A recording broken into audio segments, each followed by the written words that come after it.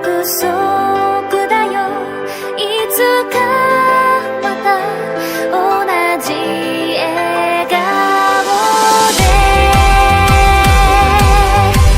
Beberapa hari setelah kematian Mariable Rozo, Kagali mengatakan bahwa Yuki cukup gila karena mengambil skill milik Mariable. Yuki mengatakan bahwa skill itu memihaknya karena dia bisa mengambing hitamkan Mariable. Oleh karena itu dia yakin dinyatakan tak bersalah atas semua kejadian ini. Kagali pun sangat heran kenapa Mariable bisa berpikir sedangkal ini, seperti membunuh Rimuru dan membuat naga badai mengamuk. Apalagi sampai menundukkan naga kekacauan yang bisa membuat Milim sangat marah. Yuki pun bertanya kenapa dia bisa menggunakan cara senekat itu. Lalu Kagali menyadari maksud dari Yuki, bahwa spekulasi mereka Mariable menerima bantuan dari Dewa Luminus. Karena Luminus melindungi negara barat, maka mereka mungkin bisa melawan amukan dari naga badai dan Milim. Dan ini adalah cara berpikir yang sangat nekat. Lalu Yuki pun menjelaskan bahwa Raja Iblis Valentine yang Laplas kalahkan sebelumnya adalah pengganti, karena Raja Iblis Valentine yang sebenarnya masih ada. Kalau Yuki bertanya siapa pemimpin agung Luminis yang menggunakan agama sebagai bentengnya, Kagali pun menjawab dia adalah Luminus Valentine, Raja Iblis sekaligus dewa, dan anti-antek Mariable bisa menggunakan sihir suci. Hal ini membuktikan bahwa keluarga Rozo memiliki koneksi dengan Luminus. Oleh karena itu Kagali menyarankan agar mereka lebih menjaga jarak dulu dengan keluarga Rozo. Lalu Yuki berkata bahwa dia akan mulai bergerak ke arah timur. Kagali pun bertanya apakah Yuki punya rencana. Sambil tersenyum Yuki menjawab, tentu saja karena dia akan menjadi raja suatu saat nanti, dan dunia akan menjadi miliknya, dan mereka akan bersenang-senang bersama. Di sisi lain di Tempest, Rimuru sedang berpikir karena menurut Yuki reruntuhannya menjadi hancur karena Mariable menghancurkan dirinya. Dan setelah berdiskusi dengan Kagali, Rimuru memilih untuk memperbaikinya dan akan menjadikannya sebagai museum dan memajang artefak. Dan mereka bisa menjadikannya sebagai objek wisata. Lalu sambil membaca dokumen, Rimuru berkata bahwa dia bersyukur bahwa Yuki terbukti tidak bersalah. Oleh karena itu mereka bisa membangun aliansi tanpa ragu. Setelah itu Raphael Sensei menolaknya karena keraguan sebelumnya telah dikonfirmasi bahwa Yuki pasti bertindak sendiri tanpa dikendalikan oleh Mariable. Mendengar itu Rimuru pun terkejut dan bertanya kenapa Raphael tidak memberitahunya lebih awal. Lalu Rimuru menyadari kenapa Raphael tidak memberitahunya lebih awal. Itu semua Raphael lakukan demi Rimuru. Pada saat Rimuru membunuh Gaia, Rimuru menyadari bahwa perasaan membunuh itu tidak menyenangkan untuk dirinya. Dan Rimuru pun bertanya, apakah Raphael mengira bahwa dia tidak sanggup untuk membunuh Mariable? Raphael berkata bahwa itu perlu dilakukan. Rimuru pun menyadari bahwa dia cukup naif dan tidak bisa diandalkan, sampai-sampai membuat Raphael mengkhawatirkannya. Namun Raphael tidak mengakuinya, karena Raphael hanya tidak ingin membuat Rimuru cemas. Lalu Rimuru menyuruh Raphael untuk berjanji untuk melaporkan semua kebenaran tanpa menutupinya. Lalu Rimuru bertekad bahwa tidak peduli apa yang Yuki rencanakan, Rimuru akan menghancurkan ambisinya. Karena dengan adanya Raphael, dia bisa terus maju tanpa melakukan kesalahan.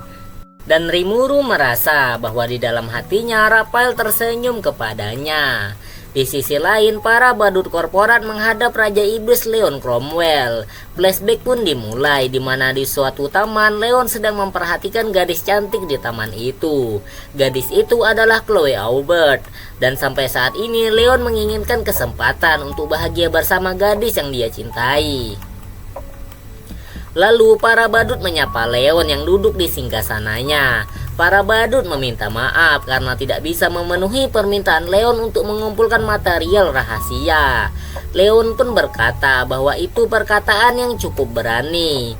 Lalu para badut menjelaskan bahwa saat ini Raja Iblis Rimuru menduduki posisi penting di negara barat, dan Rimuru tak menyetujui pemanggilan manusia dari dunia lain dan bahkan sangat melarangnya.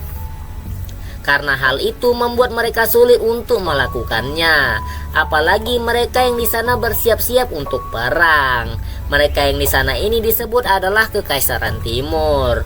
Oleh karena itu, penyihir yang bisa melakukan pemanggilan tidaklah banyak. Lalu Laplace pun memperjelas bahwa hubungan mereka dengan Leon tidak berakhir. Karena jika situasinya sudah aman, maka mereka akan kembali menghubungi Leon. Lalu Leon bertanya, kenapa Laplace berani bicara sembarangan? Laplace pun terkejut mendengar itu dan berpikir apakah dia telah mengacaunya. Laplace menyadari bahwa Leon adalah Raja Iblis sejati yang merepotkan. Bahkan Roy Valentine tidak ada apa-apanya.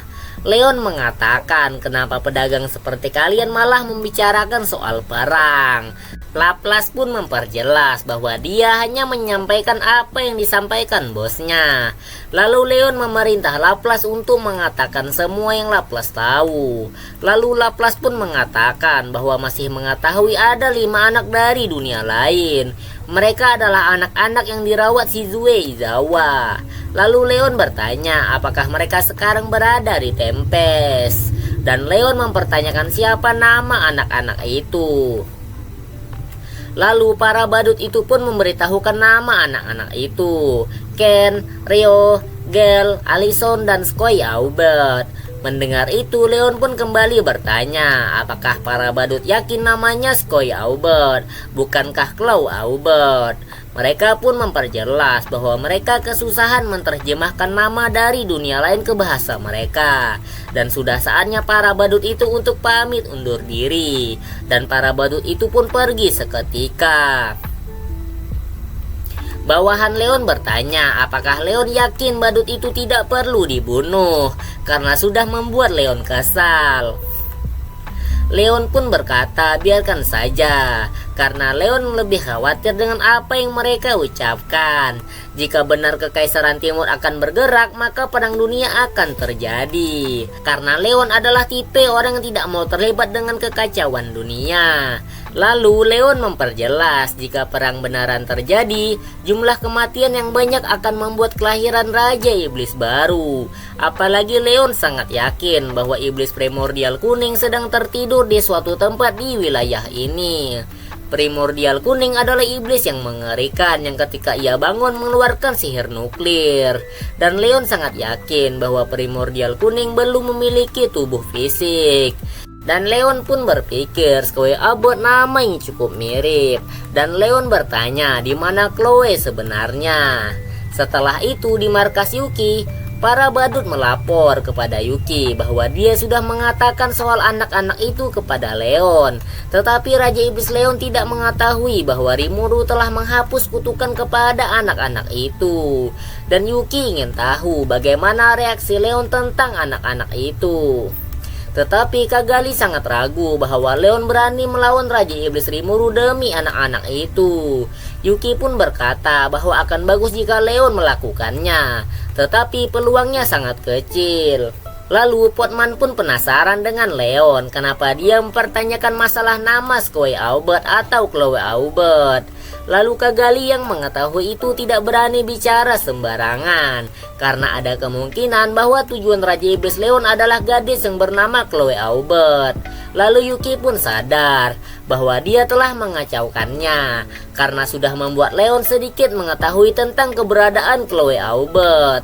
Karena sudah terlanjur, Yuki pun berkata bahwa mungkin saja mereka bisa mengadu para Raja Iblis itu.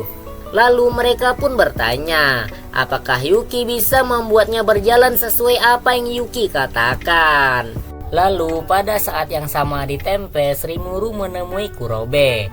Dan Rimuru berpikir siapa yang akan Rimuru kirim ke Dewan pada pertemuan berikutnya, karena kebanyakan dari mereka gampang marah.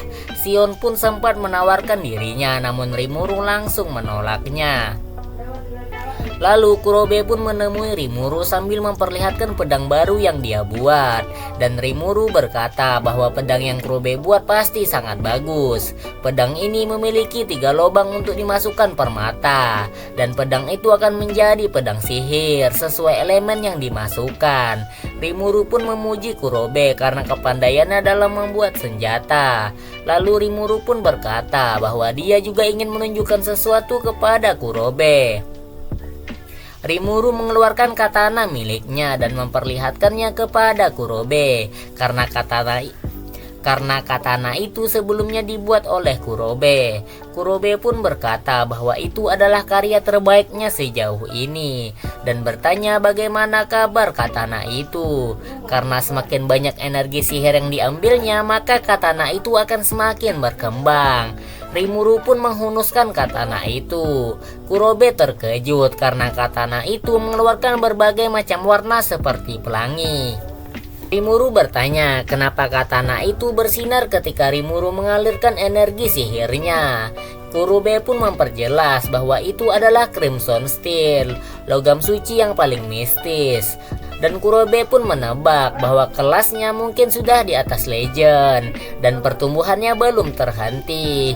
Mungkin saja senjata itu akan menjadi kelas dewa. Rimuru pun terkejut. Lalu Kurobe pun tersenyum bahwa katana itu sungguh karyanya yang terbaik. Terima kasih telah menonton video ini ya. Jangan lupa klik tombol like, comment, and subscribe, and see you the next video. Bye bye.